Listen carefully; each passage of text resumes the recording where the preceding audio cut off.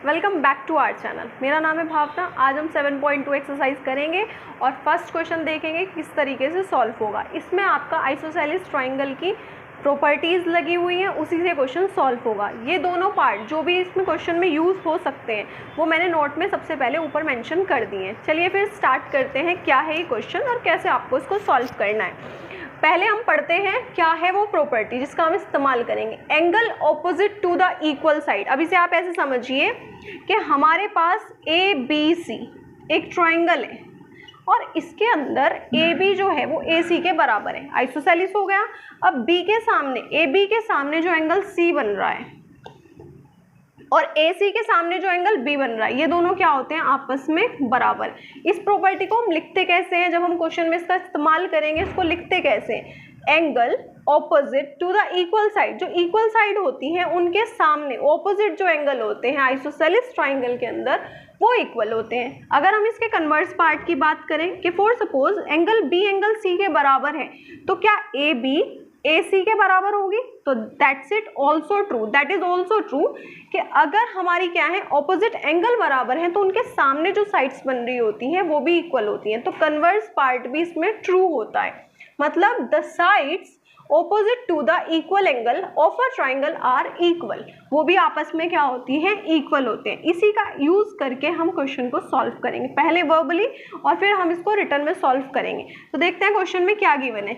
एक isosceles triangle A B C given है, A B ए सी के बराबर है।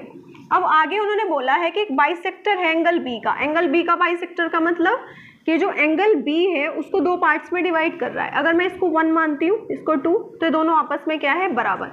और कौन बाइसेक्ट करके जा रहा है? एंगल एक पॉइंट ओ। ऐसे ही ये ओ पॉइंट जो है सी का भी बाइसेक्टर है, यानी कि अगर सी के एंगल की बात करें तो सी को भी दोनों इक्वल पार्ट्स में डिवाइड कर रहा है। इसको 3 मान लेते हैं, इसको 4। और हमें प्रूफ करना है कि जो OB है वो OC के बराबर है। फर्स्ट पार्ट में हमें ये प्रूफ करना है। अगर मैं एंगल 1 को एंगल 3 के बराबर दिखा दूं तो 3 के सामने जो साइड बन रही है OB और ए के सामने एंगल 1 के सामने जो साइड बन रही है OC, वो आपस में बराबर हो जाएगी। यही हमें फर्स्ट पार्ट में प्रूफ करना था। तो मेरा सिर्फ इतना सा काम होगा कि एंगल 1 को एंगल 3 के बराबर दिखाना और उसके बाद ही हमारा फर्स्ट पार्ट प्रूफ हो जाएगा। सेकेंड पार्ट बाद में देखेंगे। तो अब हम यूज़ करेंगे कैसे इसको हम प्रूफ करेंगे, उसके बाद हम सेकेंड पार्ट में चलेंगे। आंसर लिखना स्टार्ट करेंगे। क्या गिवन है आपको? गिवन है आपको एक आइसोसेलेस ट्राइंगल। नाम क्या है उसका? A B C. इसके अंदर क्या क्राइटेरिया गिवन है कि ए बी ए सी के बराबर है। दैट मीन्स कि ए बी ए सी के बराबर होने से इसके सामने जो एंगल पड़ रहा है एंगल सी और सी के सामने जो एंगल पड़ रहा है बी, वो दोनों आपस में बराबर होंगे। अब मुझे ना ये पार्ट चाहिए, सिर्फ 1 वाला पार्ट और 3 वाला पार्ट। ये क्या है? बाइसेक्टर है। बाइसेक्टर मतलब 1 2 के बराबर है। क्या मैं इस पूरे बी वाले पार्ट को बाइसेक्टर है ना, तो बी वाले पार्ट को और सी वाले पार्ट को हाफ से मल्टीप्लाई कर सकती हूँ। तो अब अगर मैं मल्टीप्लाई करूँगी, मल्टीप्लाई अगर दोनों साइड हो रही है तो कोई इम्पैक्ट नहीं डलेगा। अगर आप सेम नंबर को, दो चीज़ें आपस में इक्वल हैं, उसमें सेम नंबर प्लस करते हैं या सेम नंबर माइनस करते हैं तो कोई इम्पैक्ट नहीं पड़ता। तो हाफ से हमने मल्टीप्लाई कर दिया दोनों side, so we will get के हमें हाफ ये और हाफ ये मिला। क्या इस हाफ को मैं लिख सकती हूँ एंगल ओ बी सी? कौन से वाला है ये मिलेगा आपको बी से, तो एंगल ओ बी सी। और सी के हाफ को क्या लिख सकते हैं? ओ सी बी। क्लियर? जब ये दोनों आपस में बराबर है। ये कैसे बराबर हुए? क्योंकि क्या था, ओ जो था इज अ बाइसेक्टर। किसका बाइसेक्टर था? ओ जो था वो आपका क्या है? बाइसेक्टर है। किसका? एंगल बी का भी और एंगल सी का भी। लिख सकते हैं इसको बराबर। अब जब ये बराबर आ गई तो अब आप देखिए, जब बराबर आ गई तो OC जो है वो OB के बराबर हो जाएगी।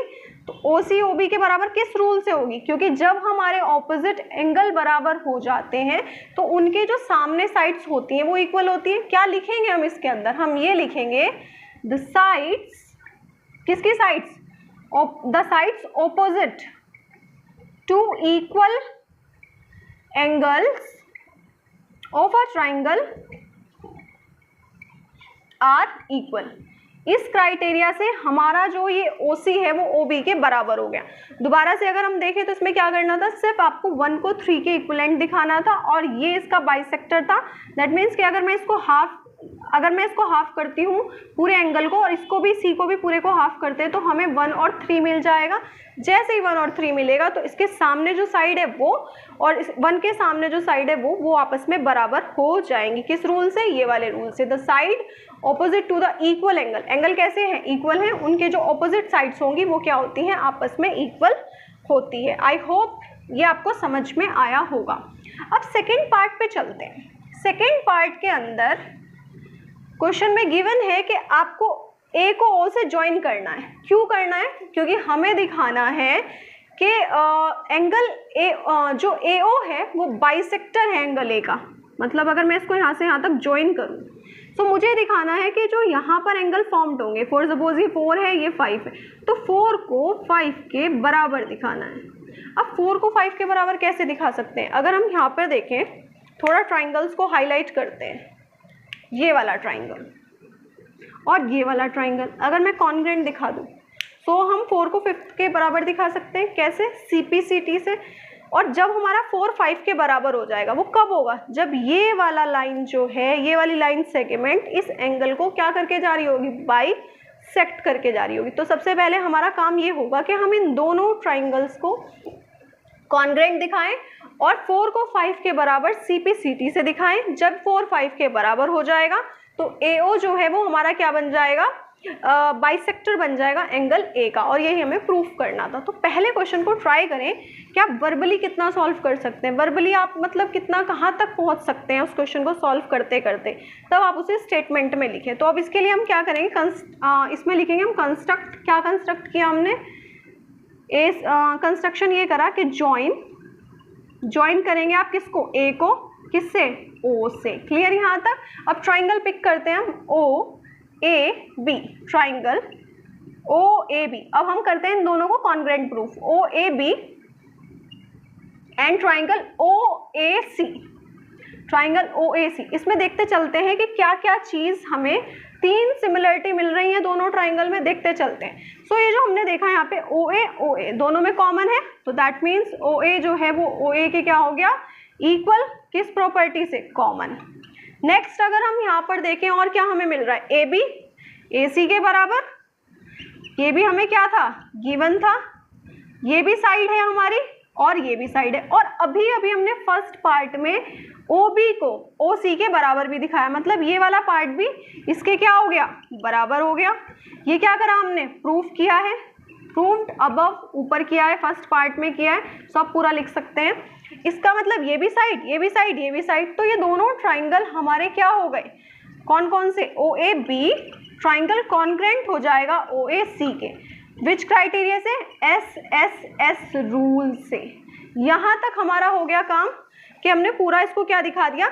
इक्वल दिखा दिया। अब हमें 4 को 5 के बराबर दिखाना है। सो 4 को 5 के बराबर कैसे लिखेंगे?